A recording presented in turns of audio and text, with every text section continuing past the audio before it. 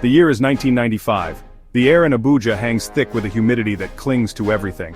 It is a manufactured calm. On the wide, empty boulevards, military jeeps patrol with a quiet menace. Their presence is a constant reminder of who is in charge. Government buildings stand like concrete fortresses, imposing and silent. On their walls and in every office hangs the official portrait. The face is impassive, hidden behind dark sunglasses that reflect nothing back.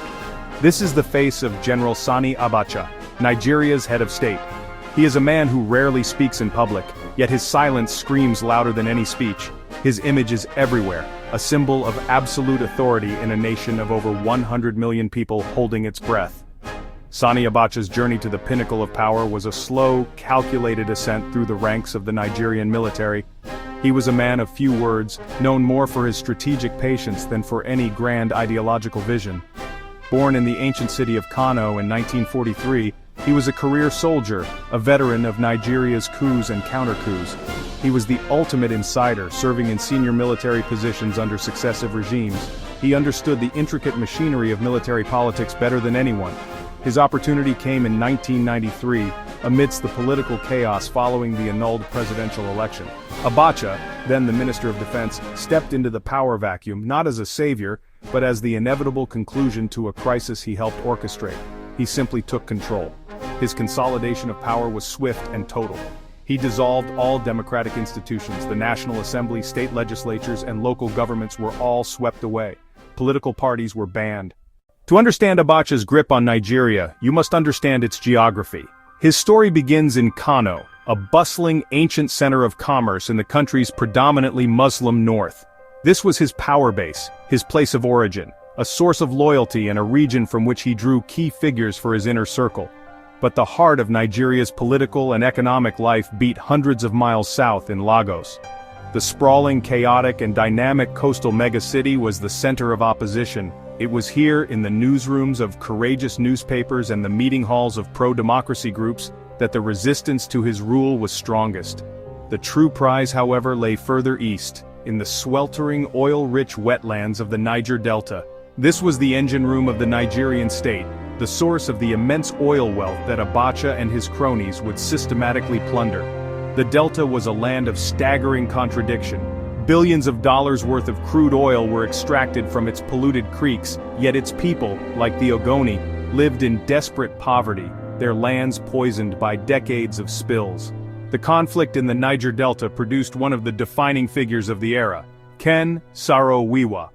He was a writer, a television producer, and a passionate environmental activist. Through the movement for the survival of the Ogoni people, he led peaceful protests against the oil giant Shell and the Nigerian military government, demanding environmental justice and resource control. Saro-Wiwa's activism was a direct challenge to the very foundation of Abacha's power, the unchecked flow of oil money. He was articulate, charismatic, and fearless, a combination the regime could not tolerate. He became a marked man. Abacha's response was a chilling display of state power. In 1995, Ken Saro-Wiwa and 8 other Ogoni activists, who came to be known as the Ogoni 9, were arrested on trumped-up charges of inciting murder.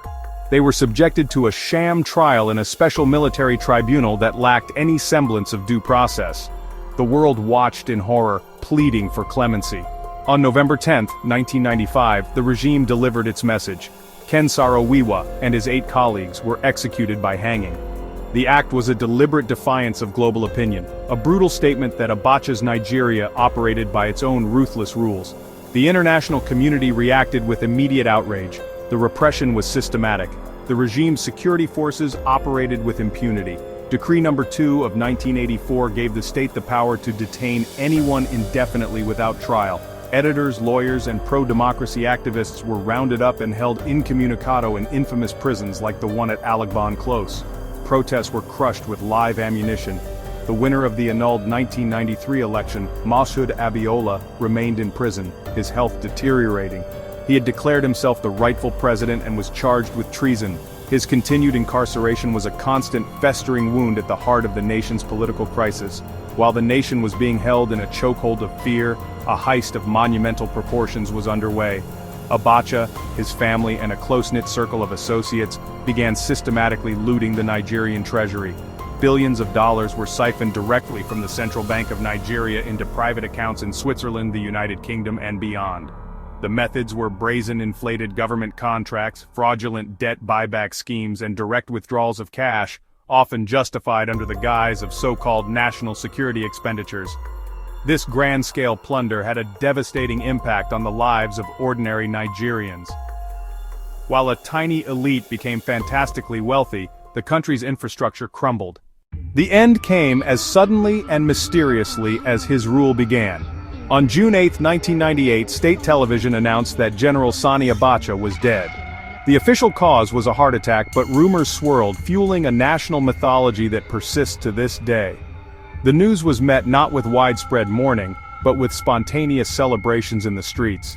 People danced, sang, and honked their car horns. It was a cathartic explosion of relief, the lifting of a heavy psychological burden that had suffocated the country for 5 long years. The phantom in the dark glasses was gone, and for the first time in years, there was a glimmer of hope. In the aftermath of his death, the sheer scale of his regime's theft began to come into focus, sparking an international treasure hunt. Investigators started to unravel a complex web of shell corporations and hidden bank accounts. The Swiss government froze hundreds of millions of dollars linked to Abacha and his family. Over the next 2 decades, a slow process began to repatriate the stolen funds, now known globally as the Abacha loot. Yet, his legacy remains deeply contested. For the vast majority, he is remembered as a brutal dictator and a kleptocrat who drove his country to the brink of collapse. However, a small but vocal minority holds a different view. In certain quarters, especially in his home region of the north, some remember him as a strong, decisive leader who maintained stability and stood up to Western interference. This complex, fractured memory ensures that the ghost of Sani Abacha continues to haunt Nigeria, a dark shadow that lingers over its politics and its ongoing struggle to build a just and accountable nation from the ruins of his reign.